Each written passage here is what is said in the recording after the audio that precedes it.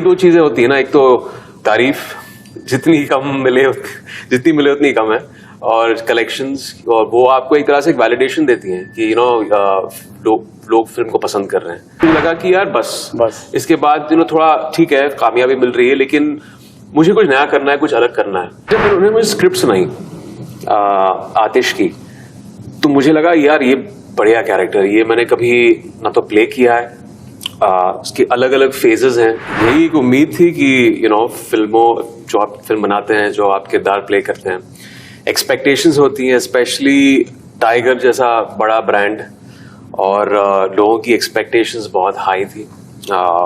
उस पे आप एक तरह से खरी उतरी है पूरी जो हमने मेहनत की है, मनीष की जो मेहनत, सलमान, कटरीना, YRF की जो पूरे क्रू ने जो मेहनत की, और 2 साल से शूटिंग चालू है फिल्म की, चालू थी, और उससे पहले भी बहुत काम गया है प्री प्रोडक्शन में।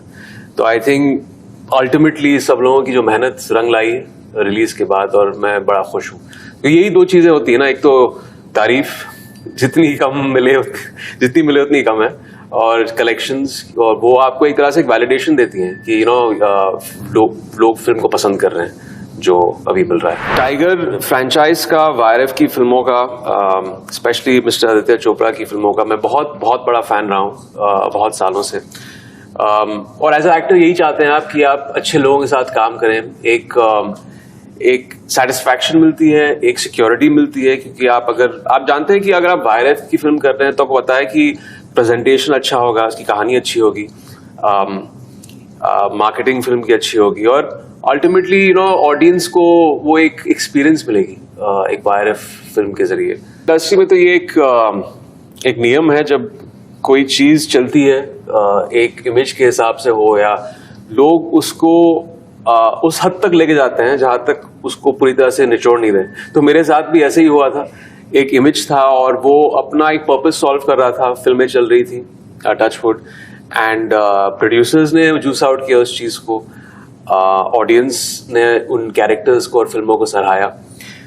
लेकिन मुझे लगा कि यार ये आई थिंक 2012 की बात है, 2013 की बात, मुझे लगा कि यार बस इसके बाद थोड़ा ठीक है, कामयाबी मिल रही है, लेकिन मुझे कुछ नया करना है, कुछ अलग करना है, क्योंकि इसी अगर छवि में चलता रहा तो मैं जिंदगी भर तो ऐसा नहीं कर पाऊंगा, और एक सैचुरेशन पॉइंट आ जाता है।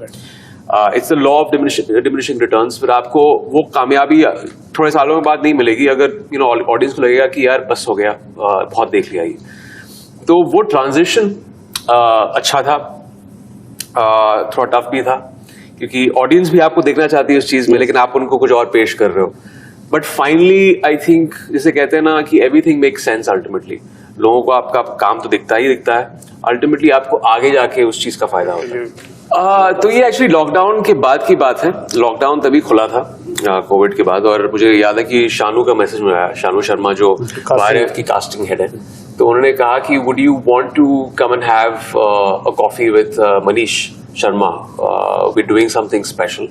और मैंने मनीष की फिल्में देखी थी, मैं उनका बहुत बड़ा फैन था, सो आई सेड व्हाई नॉट। अगले दिन यहाँ आ गया YRF में, और मनीष ने मुझे कहा कि पहले सिर्फ यही चीज कही कि we are looking at casting for the antagonist for the next tiger.